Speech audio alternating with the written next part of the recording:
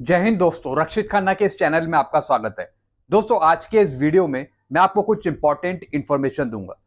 दोस्तों, कुछ पेंशनर्स थे जो मेरे से सर्कुलर के बारे में पूछ रहे थे कि सर्कुलर 568 क्या है, सर्कुलर 570 क्या है और सर्कुलर 631 क्या है। यानी इन सर्कुलर के अकॉर्डिंग किस तरीके से पेंशनर्स को एरियर लेना है और इसका सब्जेक्ट क्या है।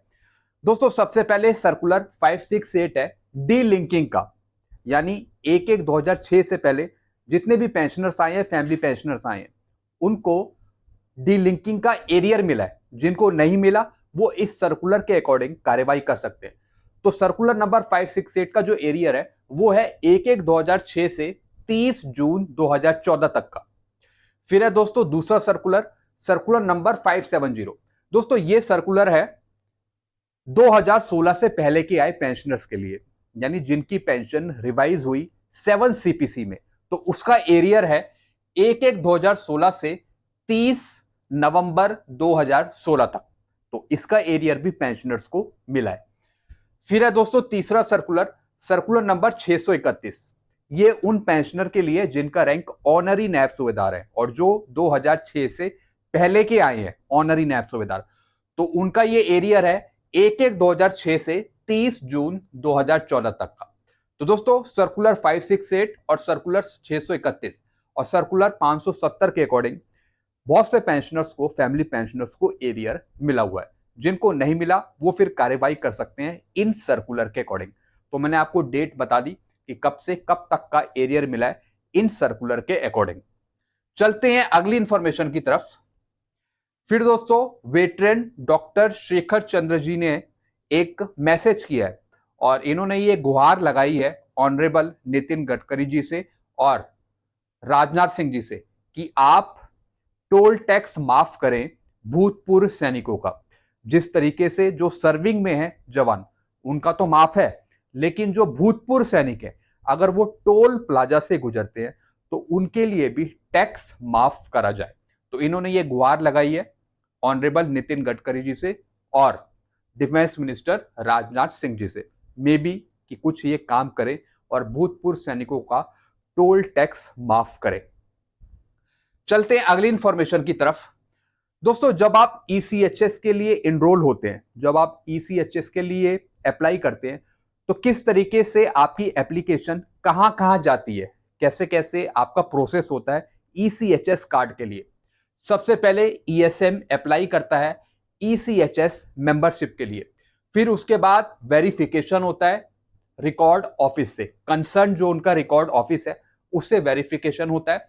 फिर वेरिफिकेशन आपका सक्सेसफुल हो जाता है। फिर ESM can start using ECHS through try slip. उसके बाद ईएसएम इनरोल हो जाता है ईसीएचएस में फैसिलिटी लेने के लिए। फिर OTP is generated by polyclinic. उसके बाद ओटीपी जनरेट किया जाता है पॉलीक्लिनिक के द्वारा। फिर प्रिंटेड कार्ड्स टू आरसी, फिर स्टेशन हेडक्वार्टर, फिर पॉलीक्लिनिक। तो इस तरीके से आपका जो ईसीएचएस कार्ड है वो प्रिंट के लिए रेडी हो जाता है। फिर application with authorize printer of card. फिर उसके बाद जो एप्लीकेशन है वो ऑथराइज करी जाती है कार्ड प्रिंट होने के लिए। फिर tell OTP and receive card. उसके बाद ओटीपी बता के उसके बाद जो आपका कार्ड है वो आपको दे दिया जाता है। तो इस तरीके से ये पूरा प्रोसेस है ईसीएचएस कार्ड के लिए।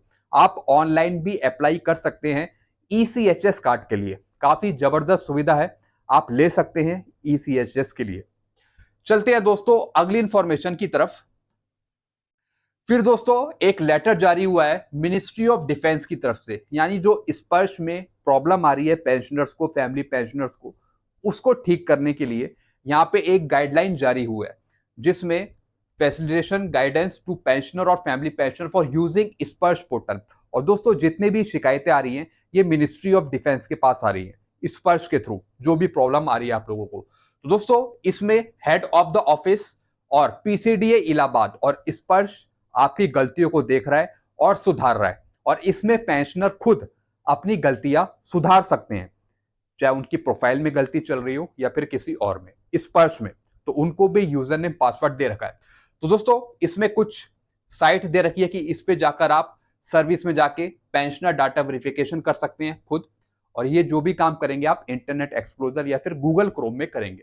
तो उसमें आपको यूजर नेम पासवर्ड दे रखा है और उसके बाद आप प्रोफाइल सर्विस रिक्वेस्ट में जाके आप खुद करेक्शन कर भी सकते हैं। तो दोस्तों इसमें बता रखा है कि कौन कौन सी चीजें आप खुद ठीक कर सकते हैं और कौन कौन सी चीजें आप खुद ठीक नहीं कर सकते।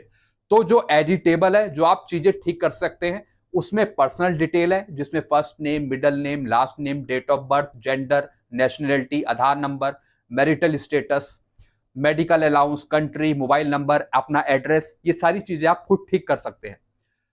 पिन कोड, स्टेट, डिस्ट्रिक्ट, फिर सर्विस डिटेल भी आप ठीक कर सकते हैं, देख सकते हैं, जिसमें एमएससीपी ग्रांटेड है ये भी आप देख सकते हैं। Date of joining, retirement, FN, afternoon, with health, gratuity for outstanding licence fee, former service, any disciplinary action pending, ये सब चीजें आप ठीक कर सकते हैं। उसके बाद फैमिली डिटेल भी आप चेक करके उसमें नॉमिनेशन ऐड कर सकते हैं, बच्चों के नाम ऐड कर सकते हैं, वाइफ का नाम देख सकते हैं, अगर गलत लिखा हुआ है तो उसे आप ठीक कर सकते हैं और उसके बेस पर आप डॉक्यूमेंट अटैच कर सकते हैं। बैंक डिटेल आप चेक कर सकते हैं, अदर डिटेल चेक कर सकते हैं, नॉमिनी डिटेल आप देख सकते हैं, अगर नॉट एप्लीकेबल है तो उसे देख के आप देख सकते हैं क्या क्या चीजें हैं। उसके बाद डॉक्यूमेंट अपलोड कर सकते हैं। अब कौन कौन सी चीजें हैं जो एडिट आप नहीं कर सकते, करेक्शन आप नहीं कर सकते, इसमें पैन नंबर है, पैन नंबर आप एडिटेबल नहीं कर सकते। PAN number can be inserted if it is not there is database, अगर डेटाबेस में नहीं है तब इंसर्ट करके आप चेक कर सकते हैं, लेकिन पूरा ये एडिटेबल नहीं है। उसके बाद head of the office name, ये आप ठीक नहीं कर सकते, head of the office email ID नहीं ठीक कर सकते, head of the office address आप नहीं ठीक कर सकते। उसके बाद कैडर है, nature of retirement, order type, post last held, यानी जो आपका डेजिग्नेशन है वो आप ठीक नहीं कर सकते। GPF number, group, date of retirement, industrial, non qualifying service, pension recommended, medical board date, net qualifying service, commutation recommended, ये सारी चीज एडिटेबल नहीं है, आप इसे एडिट नहीं कर सकते। तो दोस्तों ये कुछ इंफॉर्मेशन थी जो निकल के आई थी ministry of defence government of India की तरफ से इस पर्च के बारे में। चलते हैं अगली इंफॉर्मेशन की तरफ। फिर दोस्तों एनसीआई और ईसीएचएस के बीच कोलैबोरेशन हुआ है, एक एमओयू साइन हुआ है जिसके बेस पर जो भूतपूर्व सैनिक हैं वो अब इलाज करा सकेंगे नेशनल कैंसर इंस्टीट्यूट में। अगर कैंसर से रिलेटेड उन्हें कोई प्रॉब्लम है, कैंसर है, कोई भयंकर बीमारी है, तो वो अब इलाज करा सकेंगे नेशनल कैंसर इंस्टीट्यूट में। और दोस्तों इसके लिए जो पॉलीक्लिनिक है वो डायरेक्ट रेफर कर देगा आपको नेशनल कैंसर इंस्टीट्यूट में। तो ये ईसीएचएस जो है नागपुर का और नेशनल कैंसर इंस्टीट्यूट है उसके बीच समझौता हुआ है, एमओयू साइन हुआ है।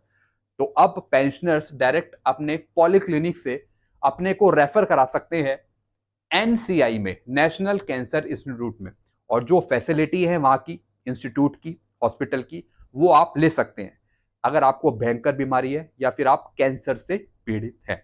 तो एक ये न्यूज निकल के आई थी जो मैंने आपको समझाया, और डायरेक्ट रेफरल सिस्टम है इसमें, आप डायरेक्टली नागपुर पॉलीक्लिनिक से आप डायरेक्टली रेफर करा सकते हैं नेशनल कैंसर इंस्टीट्यूट में। तो दोस्तों ये कुछ इंफॉर्मेशन थी जो मैंने आपको समझाई। अब दोस्तों एक और इंफॉर्मेशन है जो मैं अपनी तरफ से आपको देना चाहूंगा। अगर आप पेंशनर हैं, डिफेंस पेंशनर हैं, और आगे कभी आपकी डेथ हो जाती है या फिर वाइफ की भी डेथ हो जाती है, उसके बाद बच्चे एलिजिबल होते हैं फैमिली पेंशन के लिए। तो एक पेंशनर थे जिनका मेरे पास फोन आया, वो कह रहे थे सर अगर हमारी डेथ हो जाती है या फिर वाइफ की डेथ हो जाती है तो मेरा जो लड़का है वो 19 साल का है, 20 साल का है, तो क्या उसे फैमिली पेंशन मिल सकेगी? बिल्कुल दोस्तों, उन्हें फैमिली पेंशन मिलेगी क्योंकि उस लड़के की एज 20 साल है, उस लड़के को मिलेगी 25 साल तक फैमिली पेंशन। और दोस्तों एक बात आप याद रखें, जब भी आप बच्चों को एलिजिबल माने फैमिली पेंशन के लिए तो बच्चों के नाम जरूर ऐड कराएं सर्विस रिकॉर्ड में, जो भी डॉक्यूमेंट है रिकॉर्ड में उसमें बच्चों को जरूर नॉमिनेट करें ताकि बच्चों को भविष्य में आगे फैमिली पेंशन लेने के लिए कोई दिक्कत ना हो। तो बच्चों को भी जरूर इनरोल करें, नॉमिनेट करें, चाहे लड़का हो चाहे लड़की हो, क्योंकि दोस्तों लड़कों के लिए तो 25 साल से अगर उसकी ज्यादा एज है तब वो फैमिली पेंशन के लिए एलिजिबल नहीं होता है। 25 साल तक की लड़के को फैमिली पेंशन मिलती है अगर फादर मदर एक्सपायर हो जाते हैं, लेकिन जो विडो डॉटर होती है, जो अनमैरिड डॉटर होती है और जो डिवोर्सी डॉटर होती है, यानी जिस लड़की की शादी नहीं हो रखी है, जो लड़की तलाकशुदा है, या फिर जिन लड़की का हस्बैंड की डेथ हो गई है, विडो डॉटर है, तो वो फिर फैमिली पेंशन के लिए एलिजिबल होते हैं। तो लड़कियों के और लड़कों के नाम जरूर मेंशन करें अपने सर्विस रिकॉर्ड में, पर्चे में होने चाहिए उनके नाम, तभी फैमिली पेंशन लेने में कोई दिक्कत नहीं होती आगे। तो उस लड़के को फैमिली पेंशन मिलेगी, उसकी एज 20 साल है और उस लड़के को 25 साल तक फैमिली पेंशन मिलेगी। अगर फादर मदर की डेथ हो जाती है, थोड़ा सा टाइम लगता है, 3 से 4 महीने, 6 महीने, 7 महीने लगते हैं फैमिली पेंशन इनिशिएट होने में लड़के के केस में, लेकिन हो जाती है, डिपार्टमेंट ऑथराइज कर देता है फैमिली पेंशन लड़कों को भी। तो दोस्तों ये चीजें मैंने आपको कुछ समझाई, आई होप सारी चीजें आप अच्छे से समझ गए होंगे। वीडियो आपको अच्छा लगता है, वीडियो को लाइक करें और इस चैनल को आप सब्सक्राइब कर सकते हैं। Thank you so much.